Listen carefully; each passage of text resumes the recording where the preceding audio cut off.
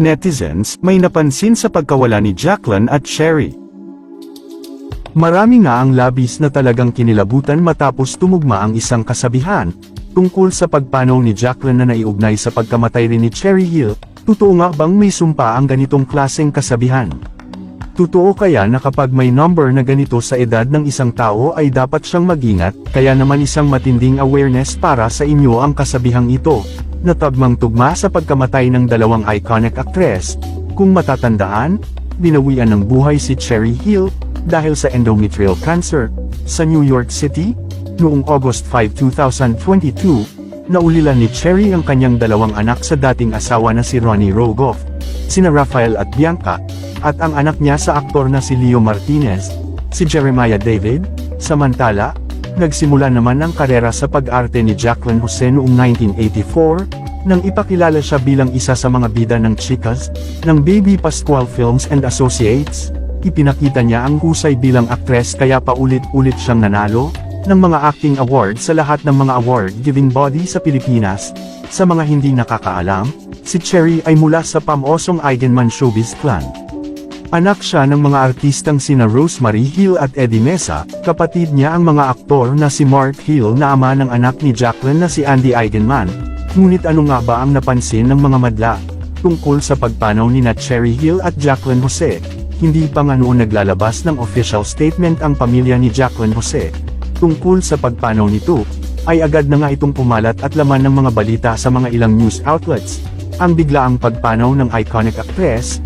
Kasunod ng balita, tiningnan ng mga netizens ang kanyang Instagram account, at muling binisita ang kanyang mga post. Isa sa mga post na nakakuha ng atensyon ng mga madla ay ang post niya, tungkol kay Cherry Hill noong 2022, ating maalala, pumanaw ang La Primera Contrevida noong August 5, 2022, My Cherry, caption pa nga ni Jacqueline Jose sa kanyang naging post, kung saan ibinahagi niya ang isang magandang larawan ni Cherry.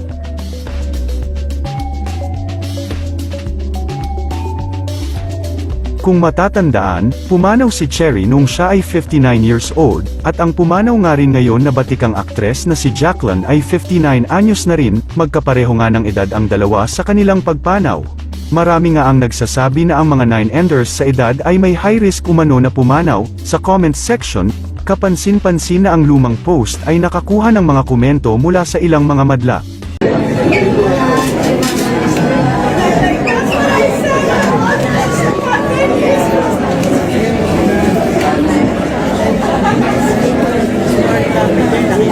Sa pangalawang araw ng lahamay ng batikang aktres na si Jacqueline Jose, dumalaw ang premyadong direktor na si Brillante Mendoza. Sa bidyong naibahagi, makikitang naroroon din ang aktor na si Coco Martin.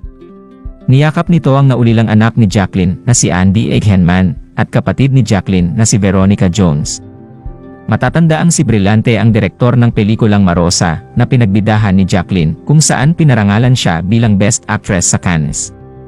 Bukod kay Coco Martin ay nakiramay din sa pangalawang araw ng burol sila Vice Ganda, ABS-CBN Head Cory Vidanes, Christopher De Leon, Vandolph Quezon, Cherry Pay Picache, Julio Diaz, John Estrada, Janine Gutierrez, Pen Medina, Gladys Reyes, Rio Locsin, Lani Mercado, Isa Calzado at iba pa.